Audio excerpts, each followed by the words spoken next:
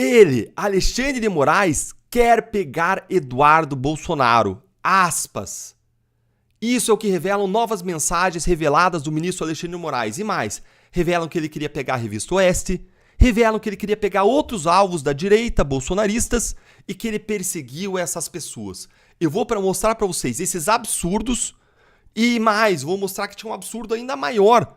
Tinha ordem dizendo que se você não achou nada, seja criativo, ache alguma coisa. Isso mostra uma perseguição de caráter político. Eu vou mostrar para vocês esses absurdos nesse vídeo, vou mostrar por que é errado e quais são as consequências, o que deve acontecer com o ministro Alexandre de Moraes. Então fica comigo, se você não segue ainda, não está inscrito no canal, não deixa de se inscrever. E curte esse vídeo para que a voz da nossa indignação conjunta possa chegar mais longe. Vamos começar analisando essa nova publicação da Folha de São Paulo, em que diz que Moraes escolhia alvos e pedia ajustes em relatórios contra bolsonaristas. Vamos entender o contexto disso aqui. Qual é o contexto? O ministro Alexandre de Moraes era presidente do TSE e é ministro do STF. E ele conduzia no STF investigações contra o bolsonarismo, investigações temáticas e legais, abertas por iniciativa do próprio Supremo, sem distribuição, com uma série de ilegalidades. E nessas investigações a gente já vinha apontando, olha, existe uma perseguição à direita, e agora tudo vai ficar comprovado. Mas ele, além dele ser ministro do STF, ele era presidente do TSE e dentro do TSE eles criaram um órgão chamado AED, que é a Assessoria Especial de Enfrentamento à Desinformação. Não tem previsão legal esse órgão, mas ele criou, e mais, estava usando esse órgão como um braço policial dele e como um braço, como se fosse um Ministério Público dele, uma Procuradoria-Geral da República para chamar de sua. E aí ele começou a pedir relatórios para essa AED, relatórios encomendados contra determinadas pessoas, e escondia que esses relatórios tinham sido pedidos por ele. A gente já vai entender tudo isso. Vamos lá, agora seguindo aqui na matéria. Esse é o contexto para você entender. E aí a Folha trouxe à tona, um outro contexto importante, uma série de mensagens trocadas entre quem? Entre o braço direito do Moraes no STF, o Ayrton Vieira, um juiz instrutor, entre o Marco Antônio Vargas, um juiz auxiliar do TSE, subordinado ao Moraes, e o Eduardo Tagliaferro, que era chefe daquela AED, daquela Assessoria Especial de Enfrentamento à Desinformação. Esses três trocaram mensagens e essas mensagens vieram à tona. Essas mensagens, segundo a Folha, não foram objeto de hackeamento, não foram objeto de crime, de furto, de roubo, não seriam fruto de crime diferente do que aconteceu na Lava Jato, mas seriam fruto aqui provavelmente de um whistleblower, alguém que viu as coisas erradas, que estava dentro dali das conversas e trouxe isso à tona para que justiça fosse feita. Provavelmente essa é a origem da mensagem, já que não é fruto de hackeamento, não é fruto de crimes. Então vamos começar a analisar o que veio à tona agora. No dia 6 de dezembro de 2022, o Ayrton Vieira, o braço direito do Alexandre de Moraes do STF, manda uma mensagem para o chefe da AED, o Tagliaferro, com um pedido específico dizendo: vamos levantar aí todas essas revistas golpistas para desmonetizar nas redes. Espera aí, querem desmonetizar quem? Revistas golpistas? O que são revistas golpistas? Vejam que ele não está partindo de fatos praticados pelas revistas. Ele está partindo de uma categoria, revistas do espectro ideológico à direita, categorizadas por ele, aí, apelidadas de golpistas, e eles queriam desmonetizar todo mundo. Isso é o modo de você censurar, calar a voz da direita, simplesmente. E aí, essa solicitação foi acompanhada de um link no Twitter da revista OS, e ele disse: essa revista e outras do mesmo estilo, ou seja, outras da direita bolsonarista, outras que estão no espectro ideológico à direita. Pode isso? Não pode. E eu vou explicar para vocês por que não pode partir de uma pessoa, de uma empresa, de uma revista, de uma pessoa física para ir buscar algum fato. Eu já vou chegar lá com vocês. Mas vejam aqui que vai ficar mais grave. No dia 7 de dezembro, ainda naquele final de ano de 2022, o Tagliaferro avisou que na revista OS ele não encontrou nada de errado. Ele achou apenas publicações jornalísticas que não estavam falando nada demais. E perguntou então, olha, o que eu coloco nesse relatório então? E aí vejam a resposta gravíssima do juiz instrutor Ayrton Vieira, braço direito do Alexandre de Moraes no STF. O Ayrton respondeu, abre aspas, use a criatividade. E ainda deu risadas. Use a criatividade é basicamente invente alguma coisa. E completou. Pegue uma ou outra fala, alguma opinião mais ácida, que enquanto existe a Constituição de 88 deve ser legítima de uma democracia, mas pegue isso e bote no relatório, porque o ministro entendeu que ela está extrapolando com base naquilo que enviou e já tem uma decisão pré-determinada na cabeça dele. Ele já sabe o que ele quer fazer. Ache alguma coisa que possa ser usado. E aí, o Tagliaferro disse, Vou dar um jeito, lembrando aquela frase simbólica, missão dada, missão cumprida, do ministro Benedito Gonçalves, dita aos ouvidos do ministro Alexandre de Moraes na posse de Lula. Basicamente, aqui foi um novo missão dada, missão cumprida, quando vem do ministro Alexandre de Moraes. Além desse alvo, Revista Oeste e outras revistas à direita, o Moraes teve também como alvo o Eduardo Bolsonaro. Agora, conversas de novembro de 2022, um mês antes, entre agora o juiz do TSE, subordinado ao Moraes, o Marco Antônio Vargas, e o Tagliaferro, que era o chefe da ED no TSE, mostram aqui um pedido para que fosse relacionado o Eduardo Bolsonaro com o argentino Fernando Serimedo. Quem é o Fernando Serimedo? Ele tinha feito uma live levantando supostas irregularidades nas eleições. E aí, vem aqui o juiz e fala, abre aspas, ele, Alexandre de Moraes, quer pegar Eduardo Bolsonaro, fecha aspas. Gente, é absurdo demais. Tem que pegar um ar, tem que parar para olhar, porque é muito absurdo. Não dá para acreditar nisso aqui. Vou repetir, abre aspas. Ele, Alexandre de Moraes, quer pegar Eduardo Bolsonaro. A gente não pode naturalizar isso. A gente não pode achar que isso aqui é normal. A gente não pode tratar isso aqui como se fosse mais um dia normal na nossa República das Bananeiras, em que abusos são praticados, censuras são praticadas e não acontece nada. Isso aqui é o cúmulo do absurdo. Ele quer pegar Eduardo Bolsonaro. E aí, como modo de pegar, o Eduardo Bolsonaro disse, tenta achar aí alguma ligação do gringo com o Eduardo Bolsonaro. E eles nem sabiam se existia, tanto que a resposta do Tagliaferro, chefe da ED, foi, será que tem? Será que tem? Depois ele encontrou um vídeo do Eduardo Bolsonaro com a bandeira do jornal que fez a live do argentino e aí relacionou os dois. Pum, passe de mágica. Tinha um objetivo pré-determinado, tinha já uma decisão na mente do ministro e aí ele só queria algum vínculo, algo que ele pudesse usar. Mandou ir atrás da pessoa, não de fatos, foi ir atrás da pessoa, acha alguma coisa. Já no dia 6, o tema voltou entre eles e aí o chefe da ED comenta com o juiz do TSE dizendo, olha, o Serimedo e o Bolsonaro são amigos já faz 10 anos. E ainda brincou, olha, se prender Eduardo Bolsonaro, o Brasil vai entrar em colapso. E aí preste atenção no que disse esse juiz do TSE subordinado ao Moraes, esse juiz auxiliar que atuava no TSE. Abre aspas, ele é bandido, fecha aspas. Veja então que aqui não se trata de dizer assim, estamos investigando, vamos apurar os fatos. Não, ele é bandido. Gente, não tem uma acusação criminal, não tem uma condenação criminal, mas eles já condenaram o cara em avanço. Só estão procurando alguma coisa para justificar. Afinal de contas, abre aspas, ele é bandido. Isso é o cúmulo do absurdo. A gente está falando do judiciário. Como que vai falar da imparcialidade? Nas mensagens, daquelas supostas mensagens da Vaza Jato, não tinha nada nem parecido com isso. Nada, nenhum pré-julgamento. E aí aqui você tem, isso é bandido. E agora? O que os garantistas de ocasião vão dizer? E aqueles que assinaram a cartinha da democracia? Cadê a verdadeira defesa da democracia? E aí o Tagliaferro faz um relatório, manda e pergunta, veja se o ministro vai gostar. Afinal de contas, missão dada é missão cumprida. E depois vai vir a resposta em relação a isso. Aí o juiz do TSE reencaminhou para o Tagliaferro uma mensagem com ordens do ministro sobre o que fazer com o relatório. E disse, com base nesse relatório aí, agora a gente vai determinar o bloqueio de contas e por aí vai. Ele gostou desse relatório e ele está disparando as ordens. Ou seja, o Alexandre de Moraes encomendava, gostava quando atingia suas finalidades, ele tinha alvos pré-determinados. Cadê a imparcialidade? Imparcialidade foi para as calendas, não existe qualquer sombra de imparcialidade aqui. E aí ele ainda diz, olha, puxou o fio da meada. Isso que importa, porque eles queriam puxar um fio da meada contra o Eduardo Bolsonaro. Mas não acabou aqui.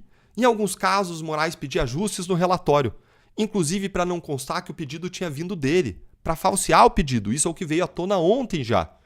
E aí, segue aqui as conversas e o juiz Ayrton Vieira, agora aquele juiz do STF, que era braço direito do Moraes, pede para o chefe da ED, Eduardo Tagliaferro, diz o seguinte, Eduardo, as postagens que nós temos do Paulo Generoso, do Paulo Figueiredo e do Constantino, o ministro achou que estão muito voltadas para a pessoa dele, ministro. Por favor, consiga para nós outras postagens deles que criticam as eleições, o TSE, que defendem um golpe, enfim, nesse sentido. Por que ele fez isso? Vocês conseguem entender? Pensa aí, por que foi feito isso? A razão é simples e vai ficar clara, porque eles vão insistir que tirem as mensagens mencionando Moraes. A razão para isso é que se Moraes é vítima, se ele está sendo pessoalmente atacado, ele não pode atuar, ele é suspeito. Aí, como uma forma de esconder a suspeição do Moraes, esconder a motivação que pode estar possivelmente movendo o Moraes a adotar essas ações e, a fim de esconder essa condição que tornava ele suspeito para atuar no caso, eles pedem e insistem para que sejam tiradas as manifestações dessas pessoas investigadas que faziam menções ao ministro. E insistem nisso. O que gera um problema, porque o Tagliaferro já tinha até registrado no sistema do TSE esses relatórios. E aí eles vão atrás para tentar alterar esses relatórios já registrados. E o Eduardo fala, olha, é difícil achar publicação que ele não fale do ministro. Eu fiz as alterações solicitadas, veja se está melhor. E aí a resposta vem pro chefe da ED do seguinte modo, dizendo, olha, se for o caso, Eduardo, altere a data dos 3 relatórios. Gente, altere a data dos relatórios fazendo novos. Porque ele não quer que conste as postagens envolvendo o nome dele. Mais uma vez tentando esconder aqui a suspeição dele. Um outro alvo escolhido pelo ministro, segundo revelaram as mensagens, foi a juíza Maria do Carmo Cardoso do Tribunal Regional Federal da Primeira Região. Por que ela foi escolhida? Vejam só. Porque ela fez postagens. E aí, em razão dessas postagens, o juiz aqui, o Marco Antônio Vargas, do TSE, subordinado ao Moraes, manda o perfil da juíza pro Tagliaferro e pedindo para levantar as redes dela. E aí, no dia seguinte, o juiz vem e cobra aquilo. E encaminha prints da postagem da juíza que aparentemente vieram do próprio Alexandre de Moraes, uma vez que são acompanhados pela seguinte ordem. Prepare o relatório para nós abrirmos uma PET e oficiarmos CNJ. O que é abrir uma PET? É uma espécie de inquérito.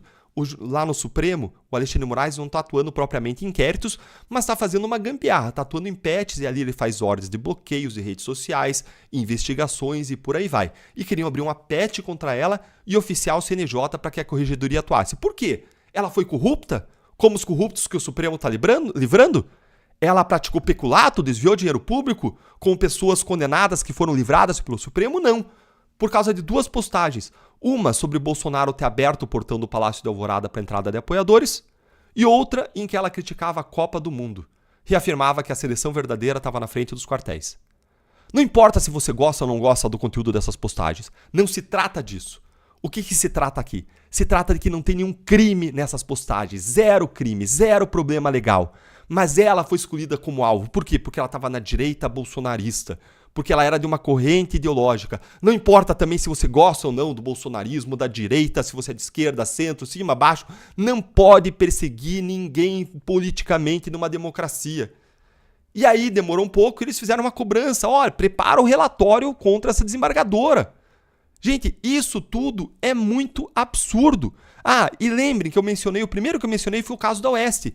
Olha o que aconteceu depois de vir esse relatório da Oeste, que lembrem, veio no final de 2022. No comecinho de 2023, veio uma notícia aqui do Poder 360 dizendo YouTube desmonetiza o canal da Revista Oeste. Lembre que quando vieram à tona os papéis do Congresso americano, eles mostraram que o Moraes dava ordens de desmonetização, ordens de retirada de perfis e queria que as redes sociais matassem no peito como se fosse delas e não dele. Veja como que sai a notícia. YouTube desmonetiza, não é aqui Moraes desmonetiza. E tudo o que ele faz fica escondido, ele decreta segredo, ele não submete a transparência, não submete a fiscalização da sociedade. Ainda bem que vieram essas mensagens para colocar tudo à tona. E por que tudo o que a gente viu é errado? Por que é errado você pedir investigação sobre pessoas? É errado porque numa democracia que ele defende com palavras, mas não defende com ações, numa verdadeira democracia, vamos colocar assim, num direito penal democrático, num processo penal democrático, você jamais investiga pessoas. Você investiga, sim, fatos. Você investiga um fato criminoso e a partir desse fato você vai olhar se que pessoas foram responsáveis por ele. Mas você nunca parte da pessoa. Se você parte da pessoa para procurar o que tem de errado na vida dela, isso tem nome, é perseguição. E se você escolhe a pessoa por critérios políticos, ideológicos, isso também tem nome. O nome é perseguição política. E eu separei aqui para vocês verem um tweet muito bom do Paulo Martins, em que ele traz aqui à memória um caso célebre, famoso, que foi o caso do Stalin, que tinha o Beria lá, que era uma espécie aí de braço direito policial do Stalin, que cumpria as ordens, missões dadas, missões cumpridas do Stalin, e o Beria, que era esse cachorro do Stalin, disse: mostre-me o homem e eu vou encontrar o crime. Se eu não achar, eu vou ser criativo, vou usar a criatividade, vou inventar. Lembra alguma coisa? Lembra alguma coisa que a gente viu? Se não encontrar, inventa. Seja criativo. Mostre o meu homem e eu vou encontrar o crime. Isso é coisa de ditadura, isso não é coisa de democracia. Infelizmente, nós temos vivido debaixo do arbítrio do Moraes, como nós temos denunciado aqui, dia sim, dia sim. E qual que é a consequência de tudo isso? Qual é a consequência dessas ilegalidades? Tem uma série de consequências, porque são várias as ilegalidades. Primeiro, a primeira consequência é a anulação de tudo isso, porque Moraes atuou sendo suspeito, sendo impedido em vários casos, porque ele não pode dar iniciativa à investigação. Eu vou abreviar aqui essa análise, porque eu fiz uma análise completa ontem na live de ontem. Não deixe de ir lá, mas vou te dar uma análise abreviada para ir concluir com você. Olha só, análise abreviada. Primeiro, tudo é nulo. Tudo é mais do que nulo, é inexistente para o direito. Pessoas falam que quando existe impedimento de um ministro, de um juiz, o que ele faz, a atuação dele, ainda que ele assine, é como se não existisse, porque não existe para o direito. Pode até existir no mundo físico, as decisões dele, mas não pode existir para o direito, porque ele estava impedido de atuar. E por que ele estava impedido de atuar? Porque ele deu iniciativa nas investigações, porque ele é interessado, porque o braço dele, que era aquela ED subordinada a ele, atuou como polícia e como Ministério Público a pedido dele, então ele não podia atuar como juiz nesses casos. Mas tudo isso que a gente viu mostra que ele estava buscando provas contra pessoas, partindo das pessoas e não dos fatos, o que também é errado, quebra completamente o dever de imparcialidade. Então a primeira consequência de tudo isso é a anulação dos casos. A segunda consequência é: o ministro Alexandre de Moraes precisa ser investigado junto com os outros cúmplices, outros possíveis partícipes, pelos possíveis crimes. Crime de prevaricação, se ele perseguiu as pessoas por razões ideológicas. Crime de falsidade ideológica, se os relatórios foram fraudados para mudar datas, para mudar de quem foi iniciativa, para retirar as menções a Moraes, que a ED entendeu que tinha que estar lá, o relatório era da ED, colocou as referências, as menções a Moraes feitas pelas pessoas que seriam investigadas e mandou tirar, fazendo com que a ED alterasse o conteúdo do que ela entendia que tinha que estar lá. Investigação ainda pelo possível crime de associação criminosa, já que essas pessoas, 4, esses 2 juízes, o chefe da ED e o ministro, se associaram possivelmente para a prática permanente de crimes, uma série de alterações documentais feitas em relatórios, de modo a que eles não correspondessem à verdade, escondendo o fato de que Alexandre de Moraes era impedido para atuar nesses casos. E mais, crime de impeachment, possível, sempre em tese, tudo precisa ser investigado, possível crime de impeachment. Por quê? Porque o juiz atuar num caso em que é suspeito ou impedido, configura crime de responsabilidade previsto no artigo 39 da lei do impeachment. E mais, não só ele estava atuando de modo suspeito, mas eles queriam esconder isso. Lembra da retirada das menções ao nome dele?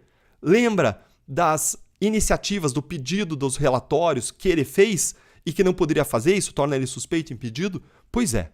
Se você quer entender tudo isso que eu expliquei melhor em mais detalhes, não deixe de assistir a minha live de ontem, em que eu analisei a primeira matéria da Folha que veio à tona, e não deixa de curtir esse vídeo, deixar o seu comentário, o que você acha que vai acontecer. Será que o Senado, enfim, vai erguer a sua voz, vai tomar a postura adequada, vai reequilibrar os poderes, vai frear os abusos do Supremo, ou vai continuar dormindo em berço esplêndido? O que veio à tona é o absurdo do absurdo do absurdo. A gente nunca viu nada tão absurdo, nunca teve tão próximo de um processo de impeachment. É a hora do Senado tomar a coragem e agir, cumprir o seu dever com a sociedade brasileira. E lembrem que tudo isso que veio até agora aqui, que veio à tona, é só o começo, porque ontem a matéria publicada pela Folha falava que isso aconteceu, que a gente viu em relação a pelo menos 20 casos, e a gente está apenas no começo, a gente não teve ainda nem 10 casos revelados.